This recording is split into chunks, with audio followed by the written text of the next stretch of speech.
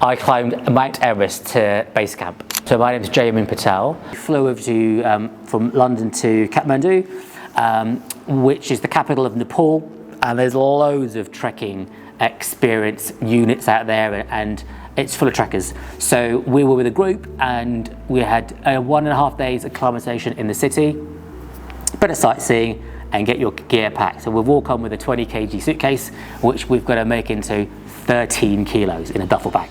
So that was hard enough.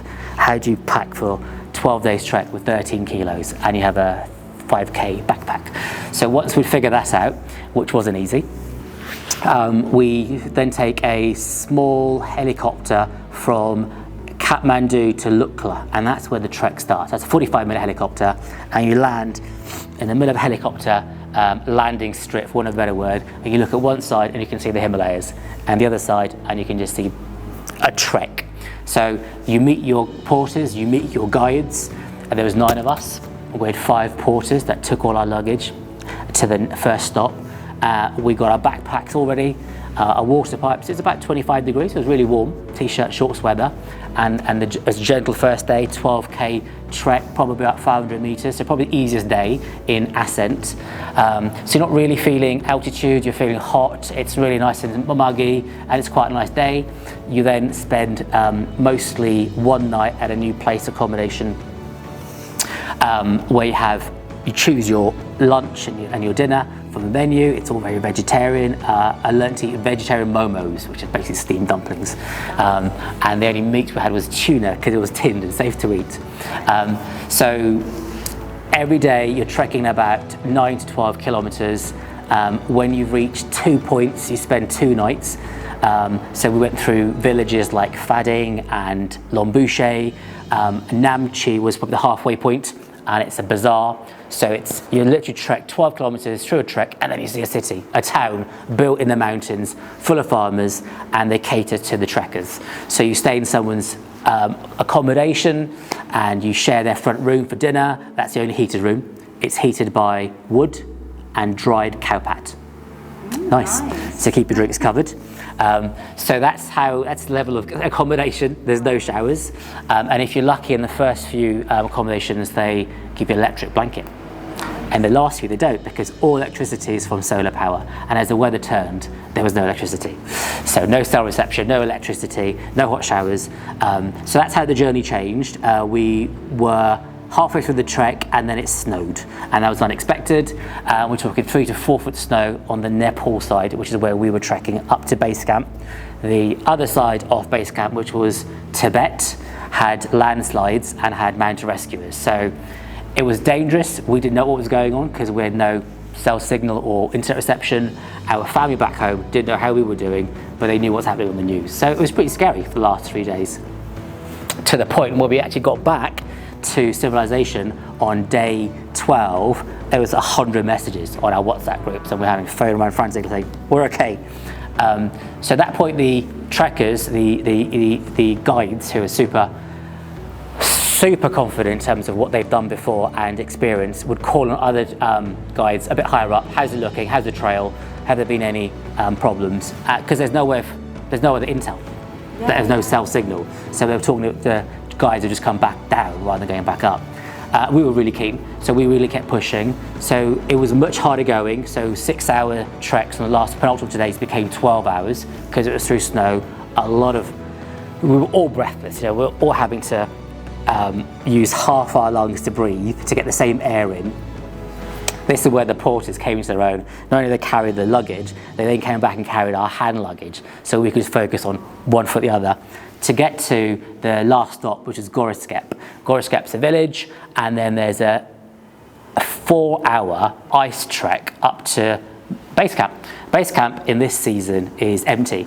It's only packed with tents for the summiters, which is April, May. So we went to base camp, and you come all that way and you see a big stone that says base camp with some flags, because there's no atmosphere there. And you literally got to turn and get back before it gets dark. So it's a little bit of an anti-climax getting there. Of course, you get your photo. You don't even get the best view of Everest there. The best view of Everest is on the way down as you go around the corner, because there's lots of other mountains of similar 8,000 meter peaks in the way.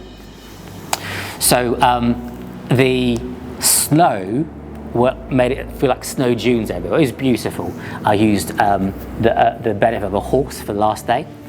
And that was amazing, because not only are the horses amazing, but the horse guides, who was guiding the horse, he was age 16. He was a third of my age. And he was trekking away with a horse, with his trainers and his tracksuit bottoms, assisting me with a 6-hour trek. So the locals were amazing. They were super fit, super friendly, used to just managing, handling, keeping trekkers safe.